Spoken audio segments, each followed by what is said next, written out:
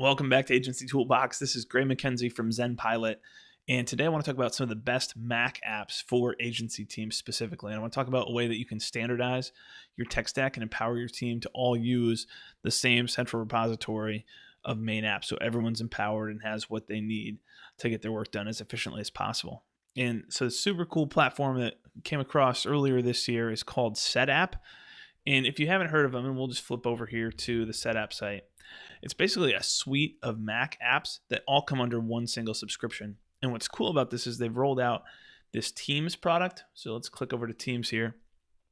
And what it gives you is, and the pricing's down farther on this page. Where are we here? Team members. So it's $10 or less per month.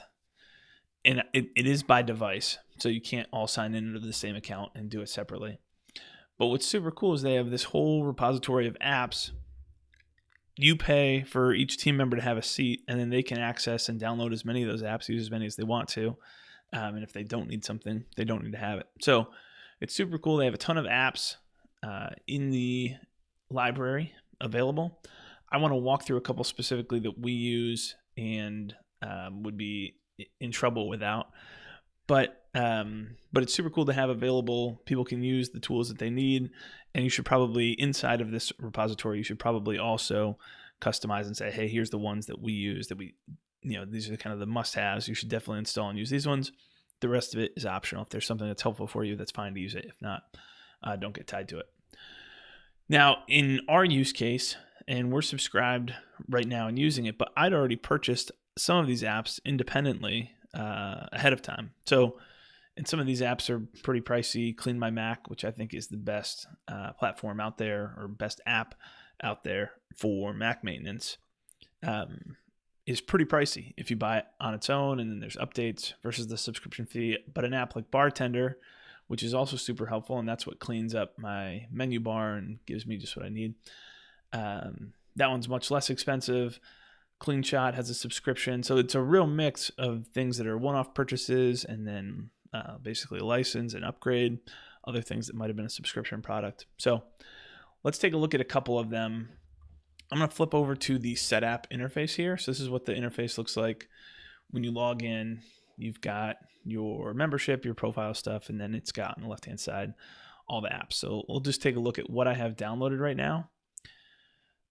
So I don't have two of the main ones that I want to mention on here. One is Bartender.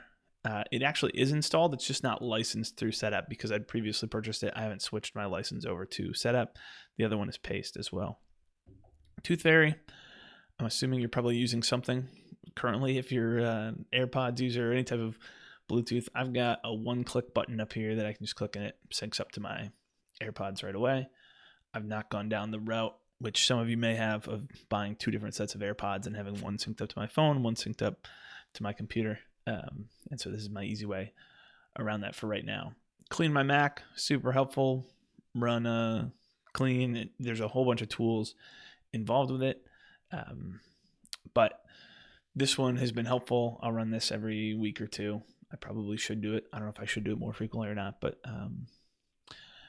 that platform has been super helpful for helping my Mac continue going strong. There's a couple others. CleanShot.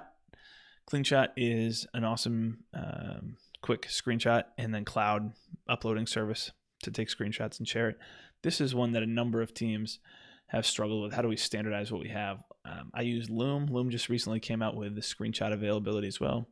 We're Dropbox users. Dropbox has had for the longest time, you can take a screenshot and then have it generate a sharing link, and that works easily. There's Droppler. There's a million different competitors in that space, and having one unified tool that your team uses, I think, is a great way to standardize your operations and make sure clients aren't getting a Loom from me and then getting a Soapbox video from someone else and then something just manually uploaded from someone else, and it just looks less unified that way. So there's a couple other cool ones. I'm using Coherence X. This is a pretty simple app. It just takes any site and turns it into what seems like its own native app on Mac, but just wraps the Chrome browser into this app. I use that, so I do a ton of demos for agencies of kind of our ClickUp for Agencies product. And so when I search ClickUp for Agencies, this is its own, it looks like its own standalone app. It pulls up, it's got in the header, it says ClickUp for Agencies and everything, but it's just a Chrome wrapper around our ClickUp portal that I use for showing agencies how we set up and optimize and streamline ClickUp.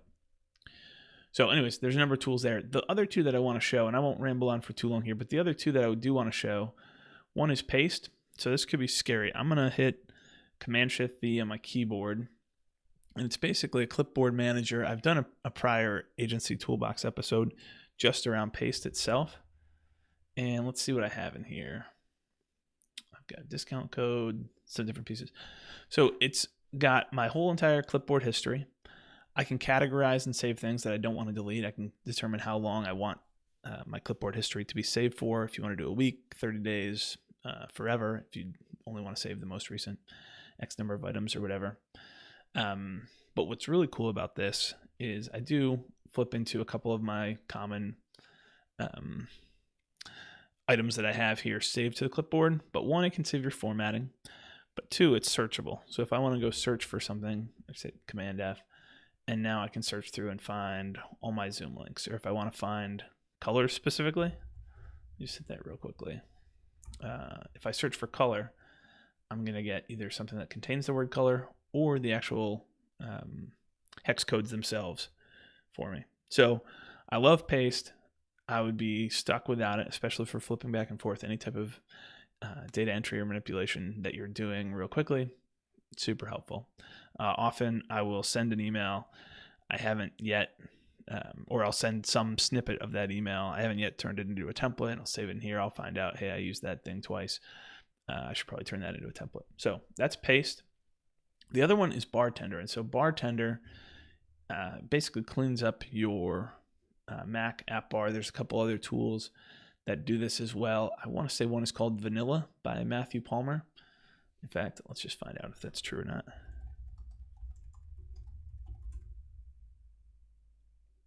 It is. Okay, so this one, there's no subscription needed for this one if you haven't needed it. Matthew's an independent developer. It's a $5. I'm not sure why this is so small. Do I have it turned down? Nope. That's normal. But it does a lot of the same stuff that Bartender does. Bartender has some additional features that I like and prefer it for.